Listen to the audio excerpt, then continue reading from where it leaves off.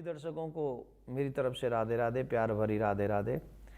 जैसा कि आप सभी जानते हैं कि सभी लोगों के कुछ न कुछ प्रश्न हमेशा कथा में और जब मिलने आते तब रहते हैं, तो समय की व्यस्तता के कारण आपको हम उस समय उनके आंसर नहीं दे पाते हैं। लेकिन ठीक है, अभी हमने कोशिश की है कि कुछ जो लोग आपके क्वेश्चन हमारे तक पहुंचते हैं तो उनके कुछ आंसर आप तक पहुंचाए जाएं।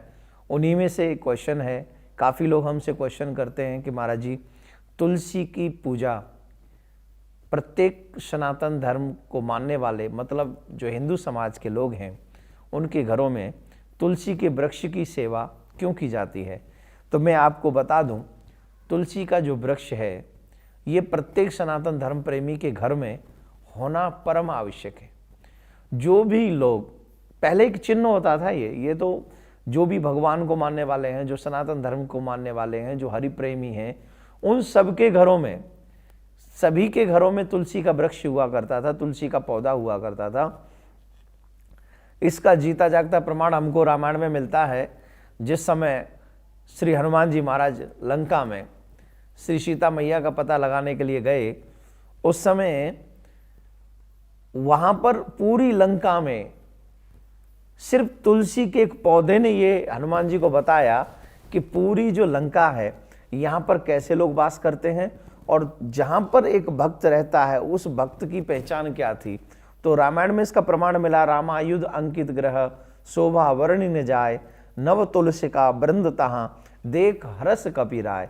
क्योंकि तुलसी के बिना भगवान भोग नहीं लगाते, तुलसी भगवान को बहुत प्रिय है, इसलिए तुलसी हम सब के लिए मोस्ट इंपॉर्टेंट है, हम सभी के घरों में। और कहते हैं जिनके घरों में तुलसी की पूजा होती है, जिनके घरों में तुलसी का पौधा होता है, उनके घरों में कभी दरिद्र नारायण प्रवेश नहीं करते, वहाँ पर हमेशा ही नारायण माँ लक्ष्मी के साथ में वास करते हैं। और विशेष तौर पर एक बात यहाँ पर मैं कहना चाहूँगा कि ये जो देवियाँ हैं, इन देवियों को जो सनातन धर्म प्रेमी हैं, जो अपने घर में यश वैभव धन धान्य पुत्र इत्यादि की वृद्धि चाहती हैं, उन सभी माता बहनों को एक बात हमेशा याद रखनी चाहिए कि सुबह जब वो अपने बिस्तर से उठें तो स्नान इत्यादि से निवृत्त होकर सबसे पहला कार्य उनको करना चाहिए कि वो खड़ी हों और माँ तुलसी के पास जाएं, और माँ तुलसी के पास जाकर उनको जल से स्नान कराएं। पुष्प इत्यादि हो तो वो पुष्प इत्यादि उनको चढ़ाएं। पुष्प इत्यादि चढ़ाने के बाद वहाँ दीपक जलाएं और उनकी प्रदक्षिणा करें, उनकी परिक्रमा करें। ये सब करने के बाद आप सबको तुलसी माँ क्या देती हैं?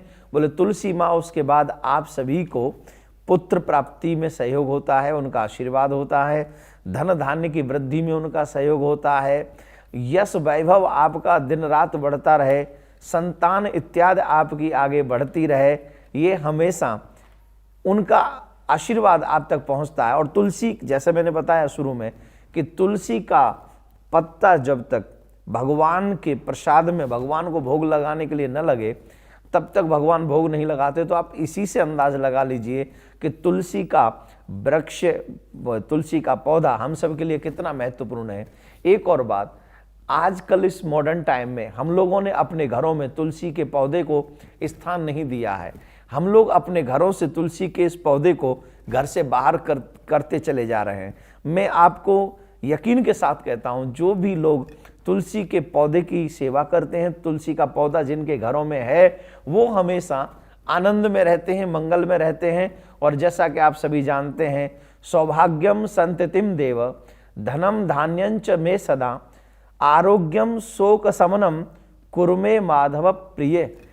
अर्थात तुलसी जी का ये जो पूजन है या तुलसी के प्रति जो श्रद्धा है, ये आपको सौभाग्य में बढ़ावा देती है, संतति में आपको संतति आगे हमारी चलती रहती है, संपत्ति में वृद्धि होती है और सब कुछ हमें प्राप्त होता है। तो आज मैं आप सबसे यही कहूँगा कि तुलसी का पौधा सभी सनातन धर्म प्रेमियों के घरों में होना चाहिए। और जो लोग तुलसी की सेवा करते हैं, नारायण की सेवा करते हैं, उनके घरों में कभी भी दरिद्रता नहीं आती, वो हमेशा लाभदायक होती है। राधे राधे।